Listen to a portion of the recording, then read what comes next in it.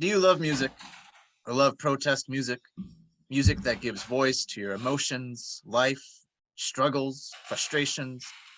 Are you wondering if all Christian music needs to be that sappy stuff that we hear on the radio? Well, then this is the episode for you. And if you are local to the Worcester, Mass area, as we are here based in Charlton, Mass, from Charlton City UMC, then we have a bit of a local music legend here with us today.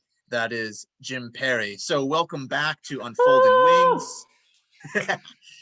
uh, this is the podcast where we seek to explore life topics and problems for young adults to unfold their wings and live life faithfully, peacefully, and joyfully. It is hosted by me, the Holy Pastor, with my young adult friends from our church. I do have a real name, of course, and quick disclaimer, this podcast doesn't necessarily represent my views or the church's views. The Holy Pastor is just a tool, thinking and hopefully laughing. So, all right, we're here with Kayla and Diego. Say hello. Hey. Hello. So excited, you guys. My goodness. Well, welcome back. We're talking today about music, which is the devil's instrument. We all know that. Hopefully no one brings up the real devil's instrument, which is that rap bull crap. So let's not even go there. Agree to that, first of all. However, at a recent young adult Bible study at CCUMC, we talked about our favorite Christian music. And I learned that there is such a thing as Christian music other than Matt Tomlin or Casting Crowns or How Great Thou Art and the Old Rugged Cross. And then I went to Soul Fest and heard heavy metal, screamo Christian music. It blew my mind. So here we are, exploring what music can mean to young adults, young Christians, and others. There might not be only one type of sacred, meaningful music. And as I said, we have a special guest, local music legend, Jim Perry, currently plays sometimes with the Silverbacks. Is it because you have silver hair? We're on episode 7, Jim. I think it's 7, might be 8, I don't know. But surely enough episodes for you to already know how beyond honored you should be to join our show. It's my show, really. So say hi, Jim, and tell everyone how honored you are to be in my glorious presence. I can't really believe I'm here in your presence, but I'm really not, because you're there. So technically, I'm not in your presence, but I'm still honored. You absolutely should be. And now you've broken our cover. Everyone, all our listeners surely thought we were in a high-tech studio filming all our episodes, and now they know we're on Zoom. Oh well.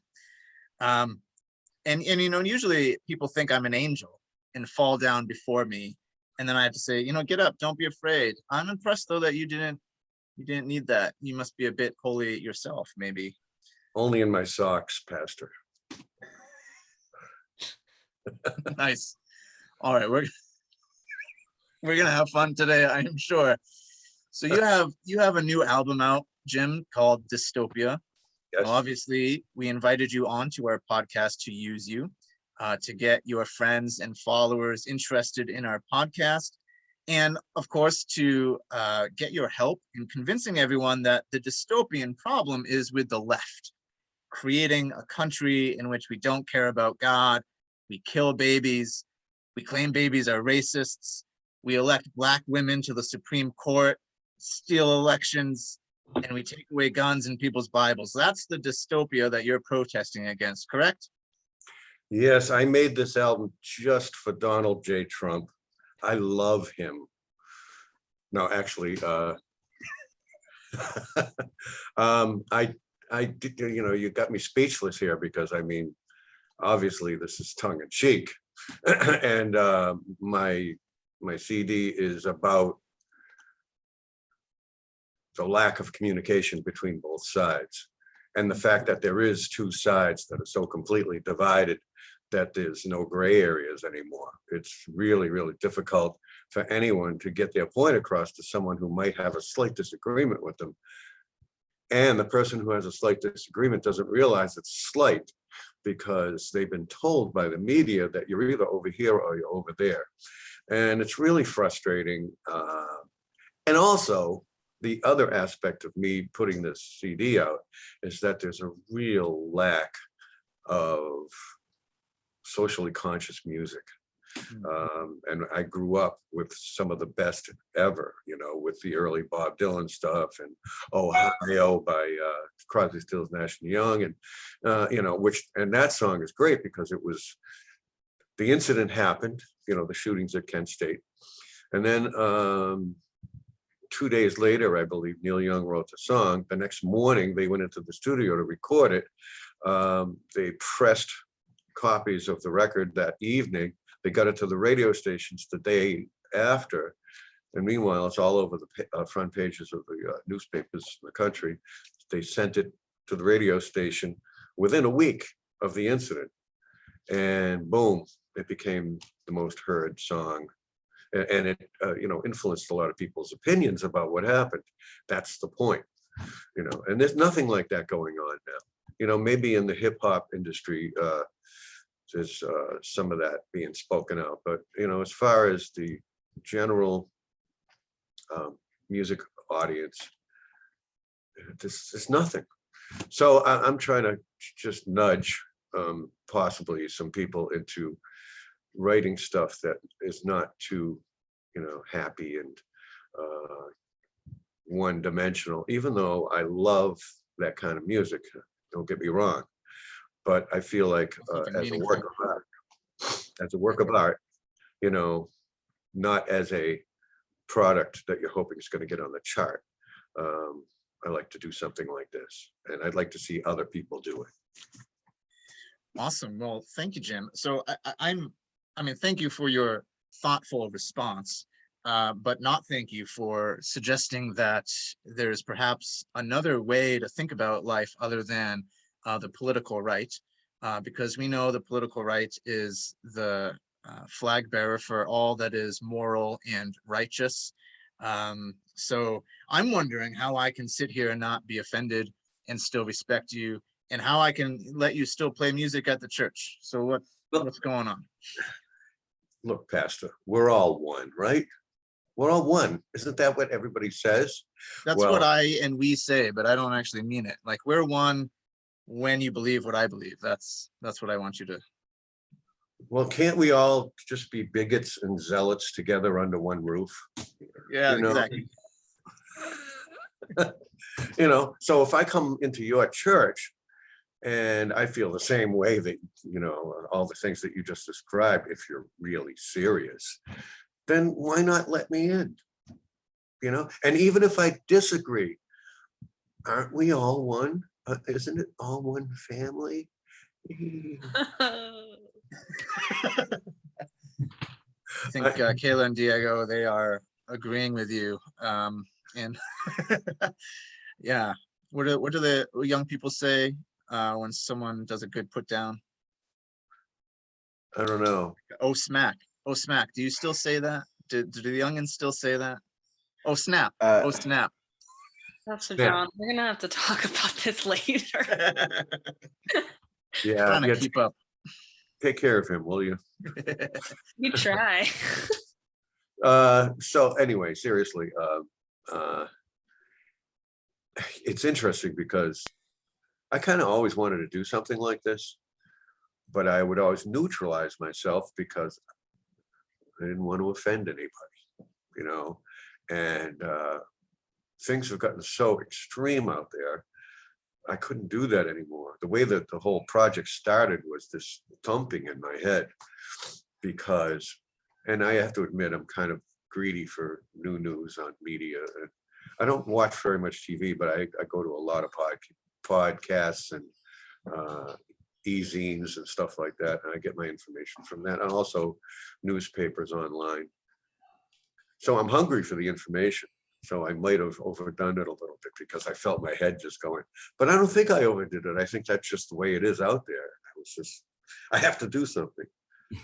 So yeah, I think we all love, your album. I recently bought it. You can get it for $10, I believe, unless that was a special pastor price. So no, yours is 15. Oh, well then, thank you. I get benefits all over the place just by being a pastor. So there's a song on there, The Richest Man. We're not going to be playing it today, but it is clearly about Trump, but the way I see it, the album, as you've kind of said, it's not about Trump necessarily, but it is about trying to be good together again, to try and be good moral people who can disagree civilly, but Trump and others like him have contributed significantly to bringing people down the rabbit hole. So we're gonna play that song, a little bit of that song called "Down the Rabbit Hole," and then we'll talk about it a little bit. I think the theme of the song will become pretty clear in a second. So let's give a listen. If I can make technology work, because clearly I'm not up with the youngins. But here we go.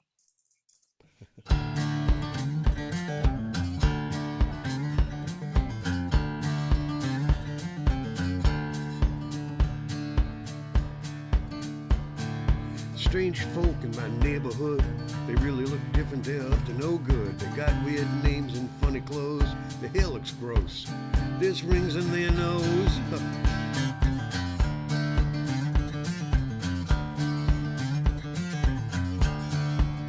Well, if this keeps up, I'll probably be the last. People like me, we fade into the past. I'm gonna sign up and fight the man, I'm saving my country, that's the master plan.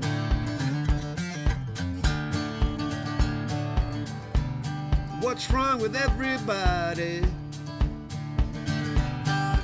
Open your eyes and see. Go grab a gun and fight for your liberty. Climb down the rabbit hole with me. All right. So, first of all, that's my favorite song on the album. And for we youngins, who are cultured, we can probably hear the influence of some of the music that you had mentioned earlier, the good old times. But also, I think you wrote that line of what was it? Rings in people's noses. You wrote that specifically for Kayla, I know. But the song is about how easily people on the far right, mentioning specifically some of the conspiracy theories, how easily they've been brought down the rabbit hole. Right. For example, the ring in Kayla's nose is beautiful, and it looks really nice on her. But the kind of people that I'm trying to portray in this song would look at her and not see her beauty. They would just see this thing and go, what planet is she from? It's that short-sightedness that the song is about. Yeah. Right. And yeah, exactly. And the short-sightedness as well to believe nonsense, which, right, about the Pizzagate thing. Clearly, they're killing babies in the basement, obviously. Even though there's no basement in the building. Right. And I love the song, and obviously Down the Rabbit Hole too, because the story from which that comes, Alice in Wonderland, people might remember that Alice says she wants nonsense. She doesn't want to listen to her history lesson. Yeah. Because she wants nonsense. But then at the end, she says, there's too much nonsense. I need to go back to real life. Yeah. Yeah. So perfect. Well, yeah. The nonsense that is out there purveying the atmosphere is so astounding and so unbelievable, and people yet people believe it, that I guess that's one of the biggest motivating factors for me to get started on some kind of project, because and not only is it incredible how deeply people believe things that are so deeply unbelievable, but the amount of people that believe it, it's not just a few crackpots. There's organizations devoted to these theories that are widespread, and people are joining them online every day. It's frightening and dangerous and foolish, absolutely foolish. So when I wrote the song, I wanted to, do a third party representation of the foolishness by talking as though I was one of them. And I thought that was the best way to bring it across, because as you're listening, you're going, this is ridiculous, because you're hearing it from their mouth. Mhm. So hopefully I succeeded at doing it. And It fooled hopefully me the first time that I listened to it. I was like, this is a good song. And I started listening. I was like, wait, hold on. Am I listening to a far right album right now? I thought it was the complete opposite. And then as I heard, I think it was there was a part when you started singing about like kind of the planning of I think it's on the second verse, and then I was like, okay, so this is just a story told from the other side, if you might say. And then Right. actually it's one of my favorite. I just like Pastor John's one of my favorite songs in the Yeah, thank album. you. Thank you. I did have a couple of friends who warned me, who said, well, here you are talking about people's ignorance. Well, their ignorance is going to convince them that that's what you really believe, And I thought, well, how many times are we going to flip this around and have me be careful not to, do something that might be misconstrued? So I said, the heck with it. I'm going to go with it. And plus, the way I sing it, it's just not me. Not that people automatically know that, but I think the parody of it comes through enough so that most people get it. Yeah. I was So gonna. I'm sorry. hold on. This is my show. Is it though? So as with a number of subjects. Hold on, wait a minute. I'm the guest. What? Well, I'm just about to hand it over to Kayla and Diego. So Go ahead. so then she can say whatever, and I'll step back. So so as with a number of subjects that we've discussed so far on this podcast, we're probably going to come back to the subject of music, because anyone who sings in the shower or in the car, but especially if you sing in worship, you probably know that music shapes us and speaks to us in some spiritual way, even if it's not, specifically spiritual music. And even though we're talking with Jim and about your album, hopefully all of our conversation will help our listeners reflect on how music speaks to us, speaks to our souls, and lead them to reflect perhaps on the type of music that they listen to, because I'm now going to turn the hosting duties over to Kayla and Diego. And here's the thing. We all know we can't trust young adults, and we can't trust lay people. It's only white-haired clergy people that can be trusted. So we're going to be at a double disadvantage here. Still, I'm going to trust them for a New York Minute at least, to lead us in a meaningful direction. Whatever they think will be good for them, but also good for our listeners. And continue to use you, Jim, as our expert artist in residence. So I'll hand back to you, Kayla, and I'll step back until we're just about done.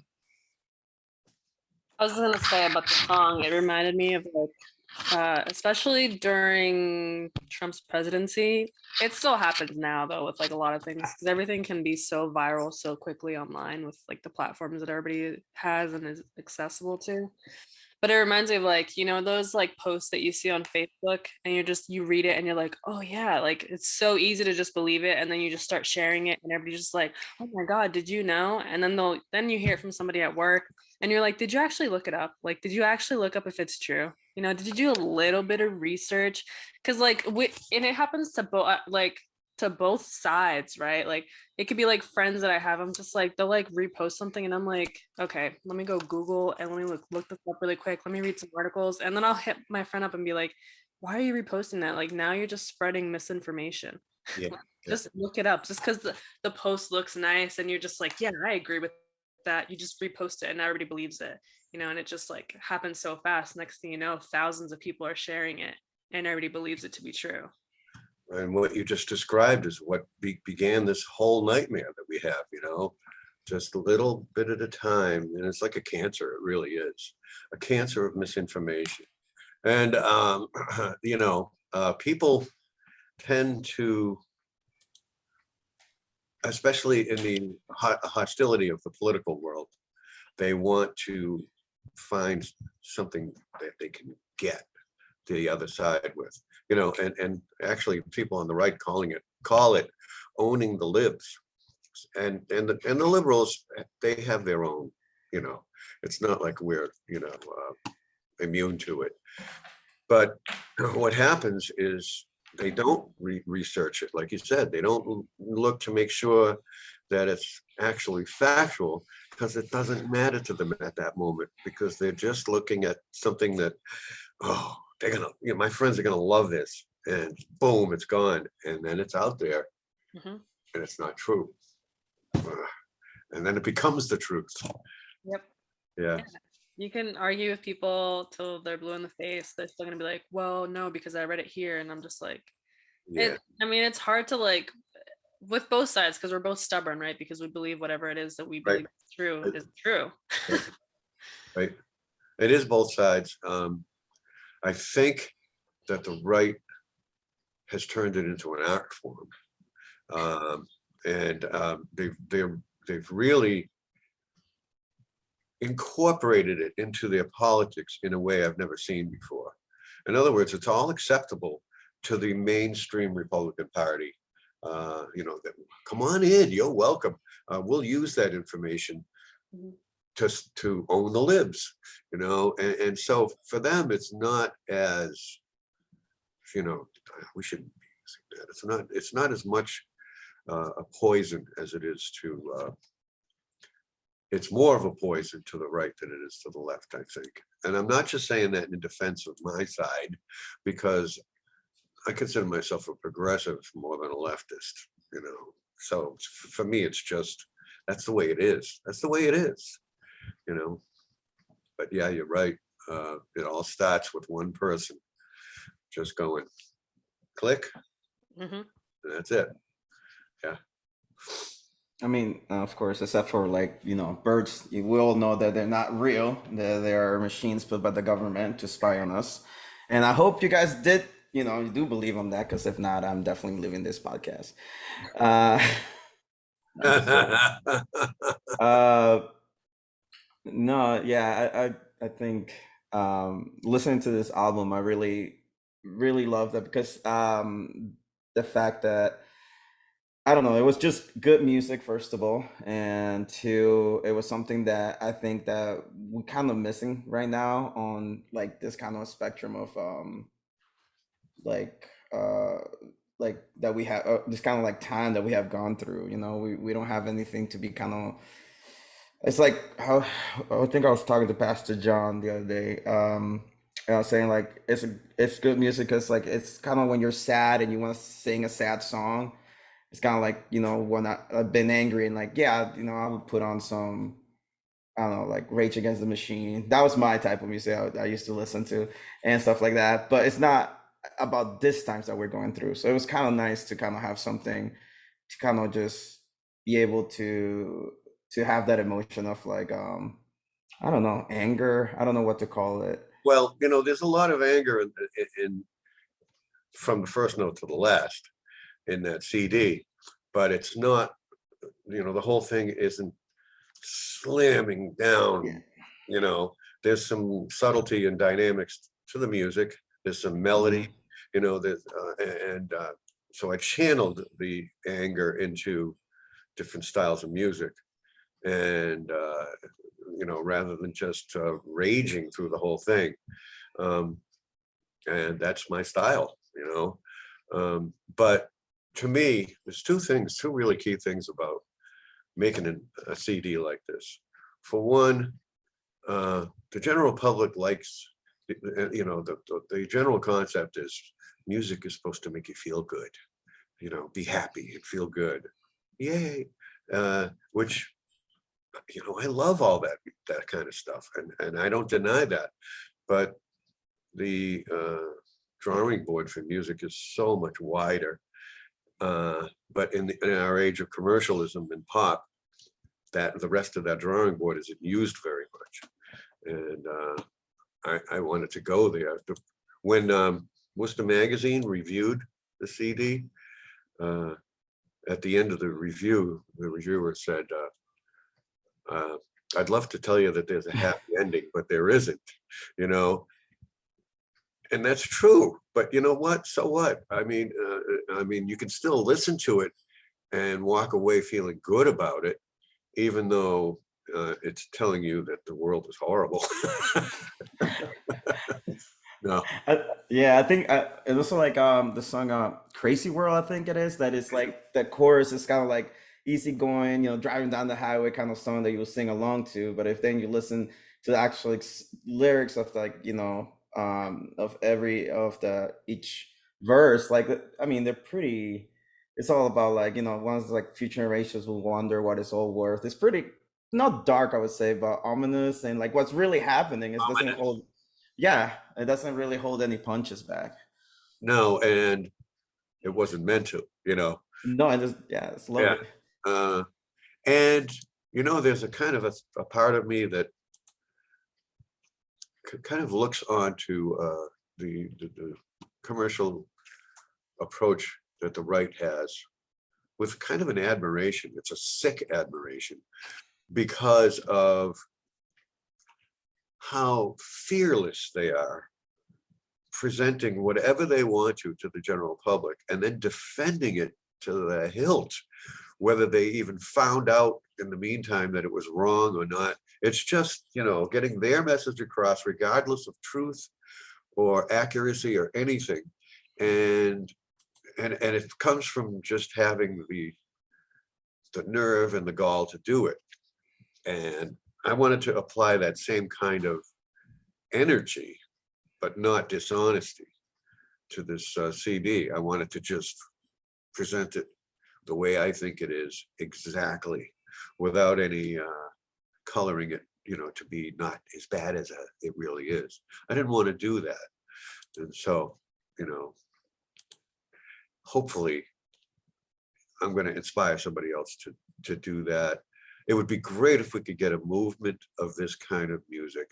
And I'm not saying, it would all start from me. I'm just hoping that, little by little, people would start to feel the same way and find an outlet musically and go into the studio and create something that's different than what's normally out there. Go ahead, Kayla. I was gonna say, I think that this is a really cool concept and album, and it gets people talking, right? Because when you make music about things that are important and that matter, especially when it sounds good and it's aesthetically pleasing to listen to, people tend to gravitate towards recommending it towards other people. Like there's this Diego, what's that rapper's name that's from Worcester? Do you know who I'm talking about? That he came out with like this music and people started talking about it, and then it became super mainstream.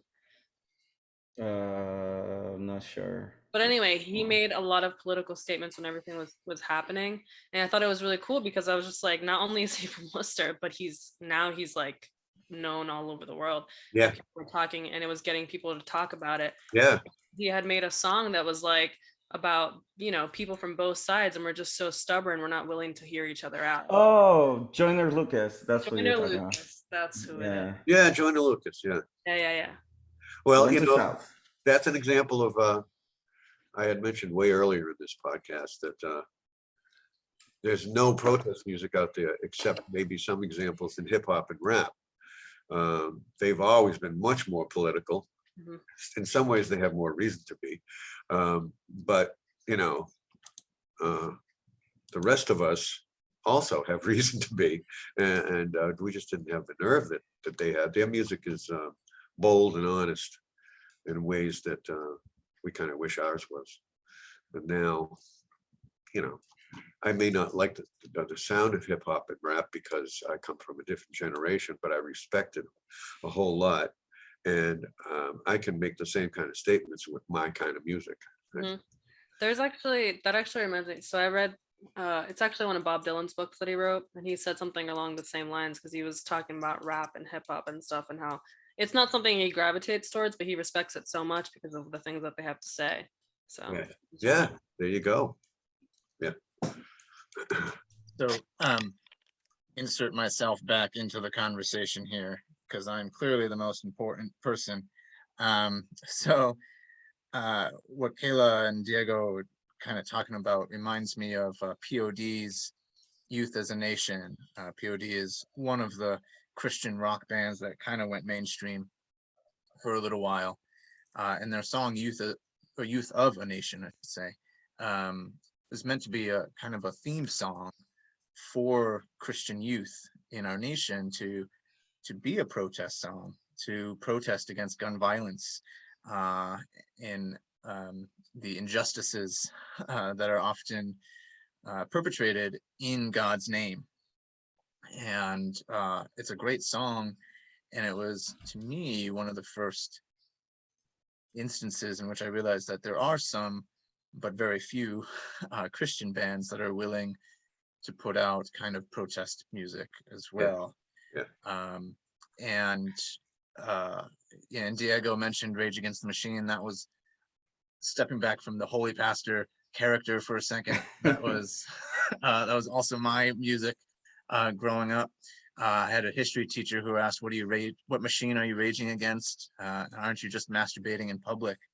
And I think for me, though, I think he was a ninth grade history teacher too, so he was really bold. But I think that's kind of my question for us as well, is how do we make sure that music that does speak to us and speak to the realities of where we are today and how we feel and how we think about what's going on, how do we make sure that it's not just to make us feel good that there's someone giving voice to what we think and believe? How do we turn it into something, right? How do we make sure that the music we listen to is then transformed into something? And what is that something? So if I'm making sense here, three of you, go. Well, let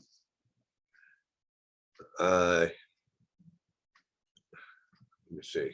This is tough because the end result is, you don't want to just preach to the choir and then have it just sit there in the air and have, a handful of people going, wow, that's really good. And then have it die on the vine, So, I mean, it's a really good question, Pastor, because there's got to be an end game here. One of the things that I've been giving a lot of thought to as far as my CD is concerned is, how do I market it and who do I market it to? And who do I not market it to? That kind of thing. I do want to preach to the choir because I want them to, in turn, make it more popular, because, I mean, I'm a businessman too. I'd love to have it become sort of a symbol somehow of liberal thought. That would be great. Back to your point, that is one way of getting the word out. If people, if it creates a dialogue that might not have been there before. And, I don't want to be the only one who's trying to do that. And that's why one of the big missions of this for me is to get others to do it. But another interesting side aspect of this is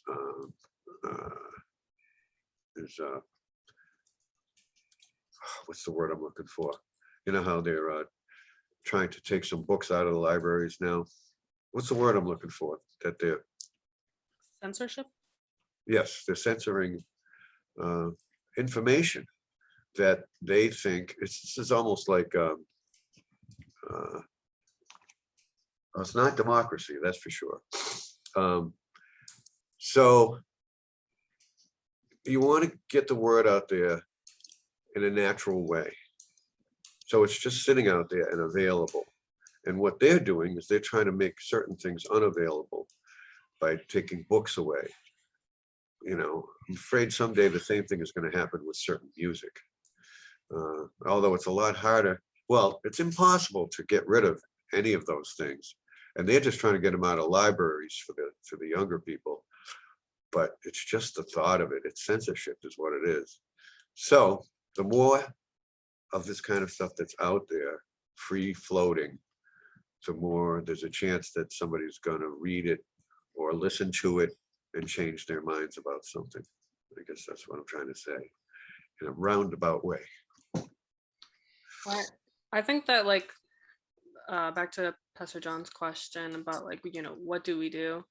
I think dialogue is important. When you have music, it's going to create, and especially when it's political and it's people are either on one side or the other, or maybe they do find themselves in the middle and they're just like, I don't know, like, but you should listen to it and check it out.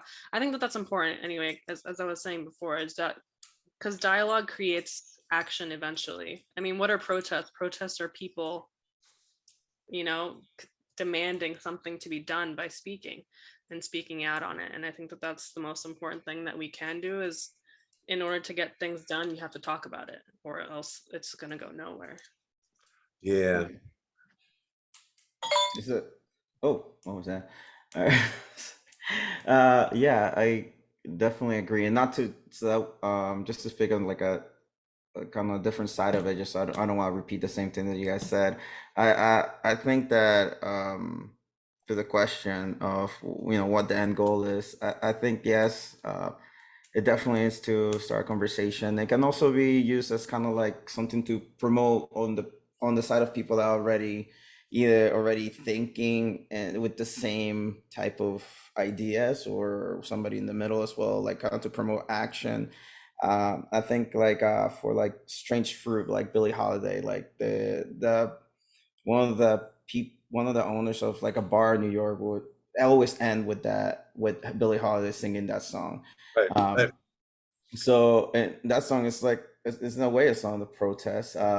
Nina Simone, like Mississippi Goddamn, like she would finish sometimes her set singing that song. So I think sometimes like it just kind of like how when you're in a team, like a soccer team, football team, and you listen to a song right before the game to kind of inspire you. Sometimes the music can do that. And the thing is that I mean, when you don't have in your generation the music that makes you kind of have, or that means that makes you want to kind of go out there and keep going even when things kind of like seem bleak, it's kind of hard to just keep protesting, keep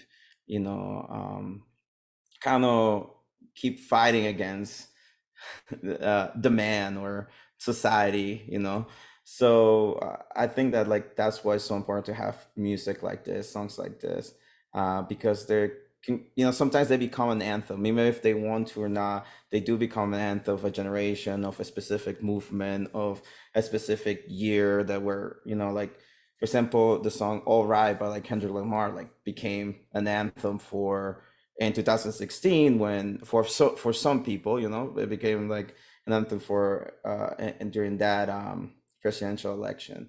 So I think a lot of good things can come from music, or protest music, or music that is kind of dedicated towards that type of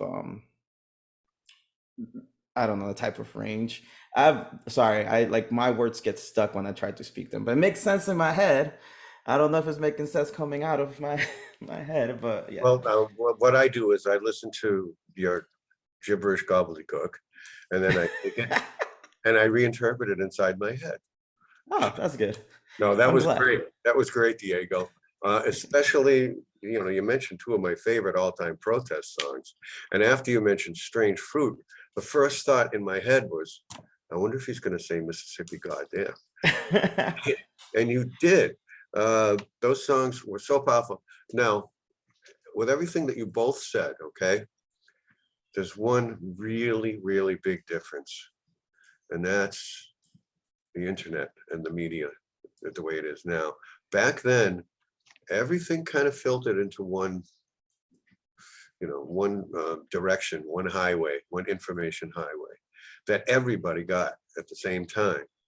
And it's the same set of truths instead of 3 or 4 different ones that are completely different. So many less people that, there weren't so many things. There weren't people walking around with cell phones. There weren't people waiting in waiting rooms with Fox News or CNN on the TVs while you're sitting there, just staring at them, waiting for your appointment. All this stuff is really dangerous, I think, to the psyche of the country, because it's just blasting this information. And you look at the bottom of a Fox News report, and there's this constant line of information going across. And of course, they write it themselves. And so it always says things like, you know, Biden falls down again or whatever. And so it's subtle and it's subliminal and dangerous. And for us to talk like we are, all of us, about getting one particular message across or having dialogue, it's much, much harder now. I mean, local dialogue is great. I mean, you know, what you guys are doing on this podcast is wonderful, but it's a little tiny microcosm. And if there's thousands of those, that's wonderful. But how does it turn into a movement? It's much harder now. Yeah. I hate to be such a Debbie Downer, but you know, it's just the way the world is now. It's much more difficult to get your point across. I totally agree with that. I was gonna ask you, especially now with the internet, are you on social media or anything like that, Jim? Well, I'm on Facebook, and I have to admit I'm not on any of the others. Oh, well, Facebook is the harshest place. Twitter's up there too, though. But no, I was gonna ask you, like, making music like this, were you scared?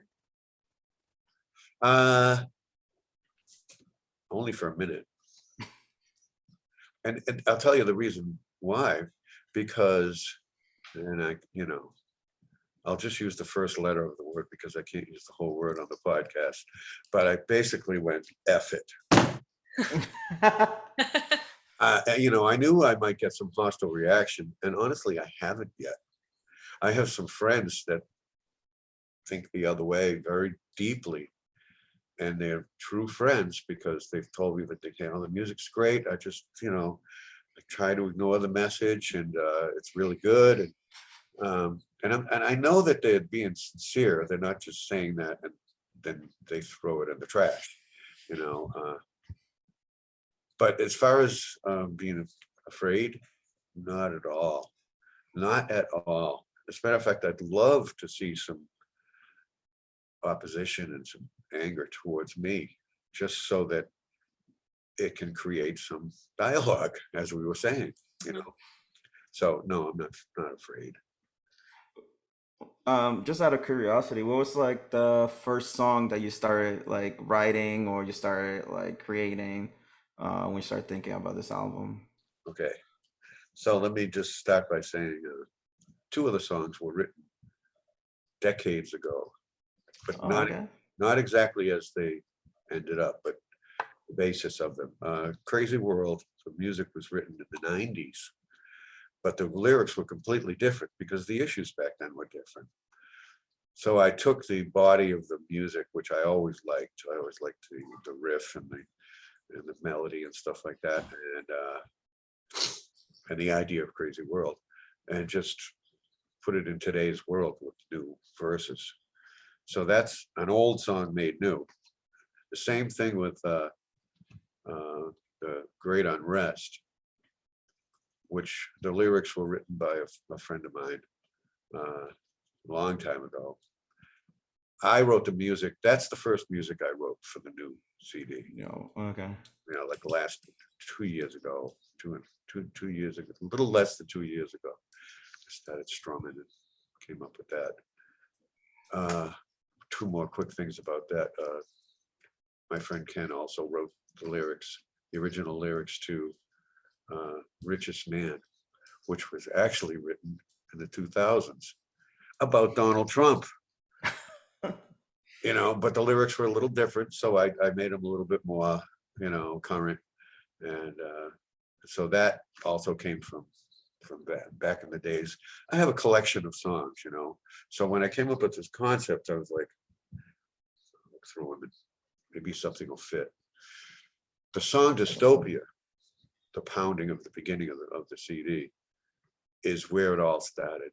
It really is, because when I was reading all this stuff on media, and every day something more outrageous happened, I was starting to get headaches over the whole thing, and just teeth clenching and whatever.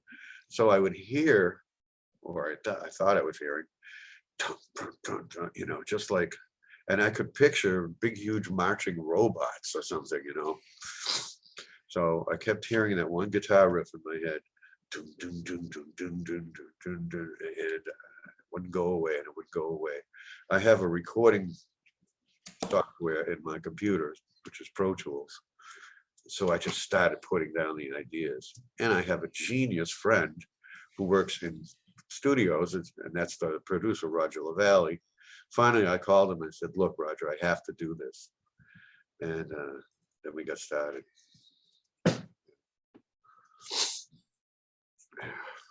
All right, because we have a special guest, I'm more than happy to have this podcast episode go a little bit longer.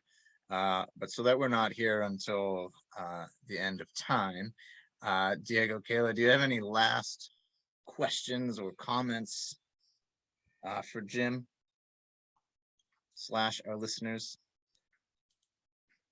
I think everyone should listen to it, and I'm really glad you made it, Jim. I think it's really cool and it's important, and thank you. Yeah, and indeed, and thanks for being with us. And I appreciate that Diego, or no, Kayla asked the question about being afraid, and your answer reminds me of our bishop answering a question of mine just recently, actually, and he said, look,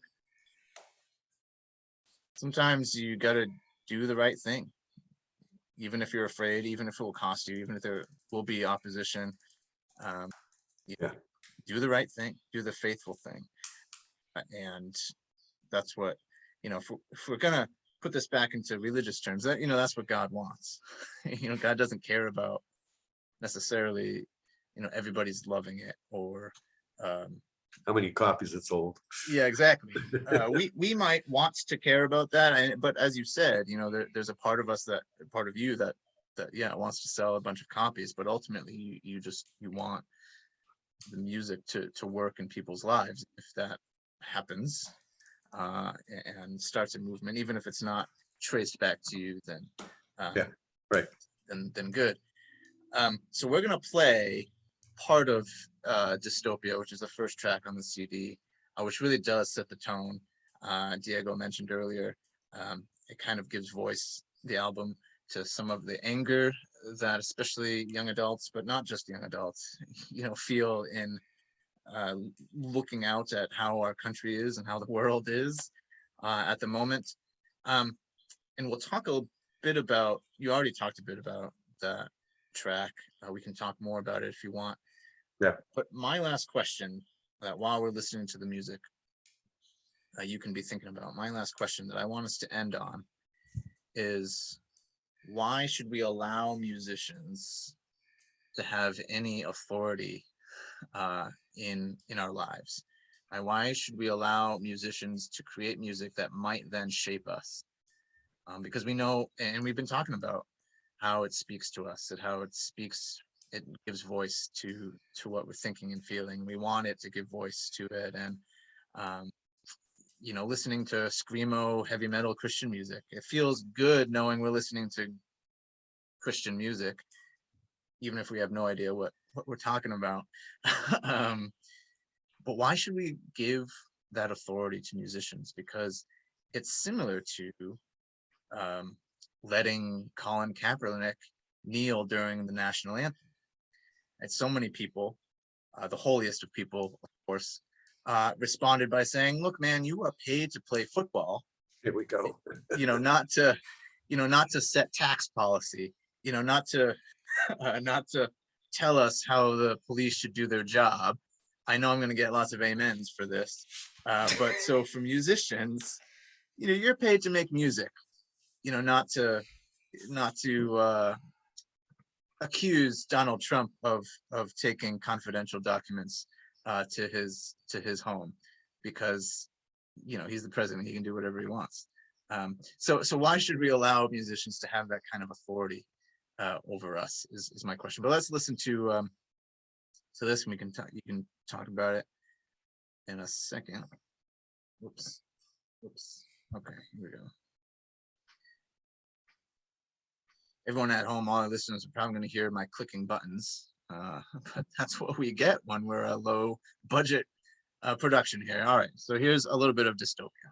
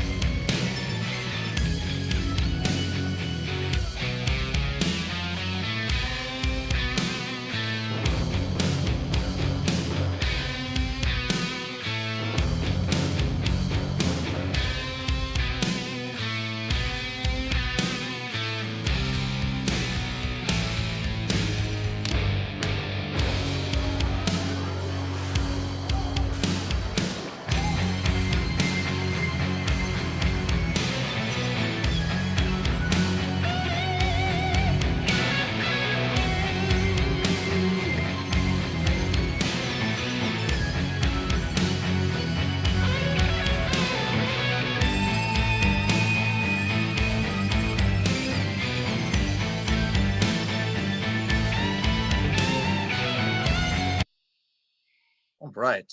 So, you and Diego were already talking about that that basic riff there. Is riff? Can I use the word riff, or do I need to be a musician to use the word riff? You may, Pastor. You may. Okay. So yeah, I mean, if you want to say anything more about that track and what it means to you, or answer my question about why should we allow musicians to speak to us? Well, I'll answer the question first, just so we can get it out of the way.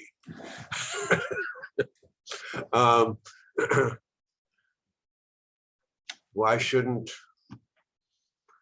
actors have an opinion that is allowed? Why shouldn't garbage men have opinions that are allowed? Why shouldn't pastors have an opinion that is allowed? You know, they're humans, and if we're truly going to be a free society, like the Constitution says, then everybody has a right to have their say, even if you completely disagree with it, and even if it's possibly dangerous. Now, then you get into, whatever laws are in the books about, scream and fire in a movie theater or whatever. Generally speaking, why shouldn't musicians have the right to, make suggestions to us through their music? To me, the best example of that in my lifetime is George Harrison, a completely spiritual human being, introduced the Western world to Eastern philosophies, to Eastern music, through Ravi Shankar and everything. And the Beatles were bigger than anybody in the universe at the time.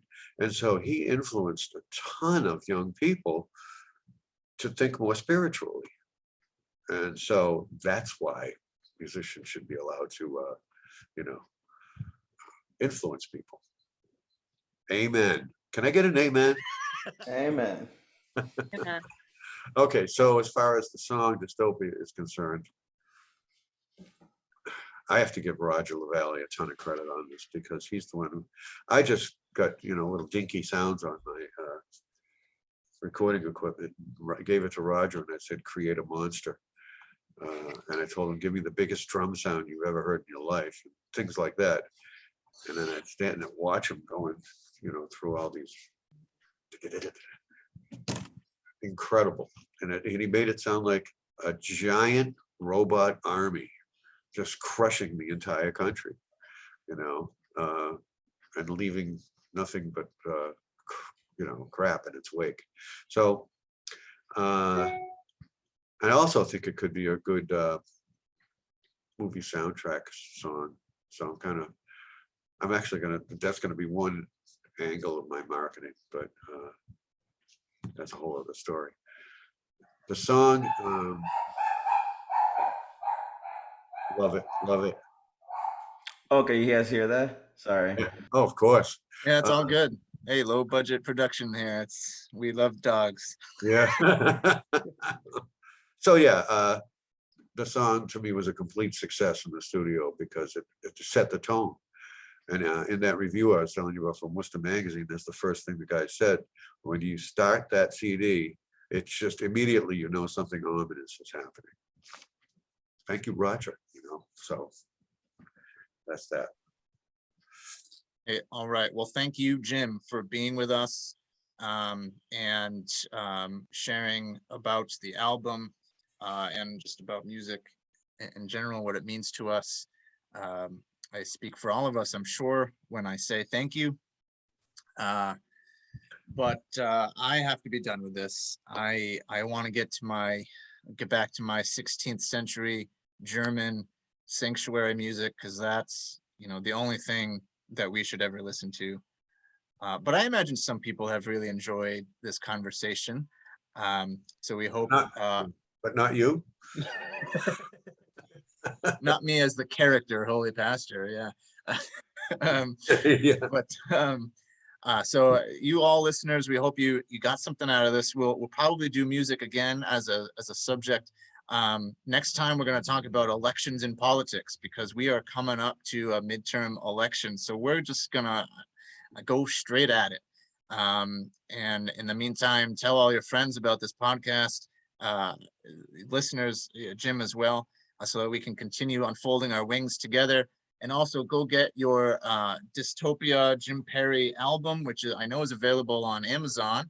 And from Jim himself, are there other ways it's available, Jim? Yes, it's also on what's the name of the You are a great marketer. Yes, this is. yeah. It's available on Spotify as well. Is that what you're trying to say, Jim? Spotify has it. Yes, and I believe iTunes has it now too.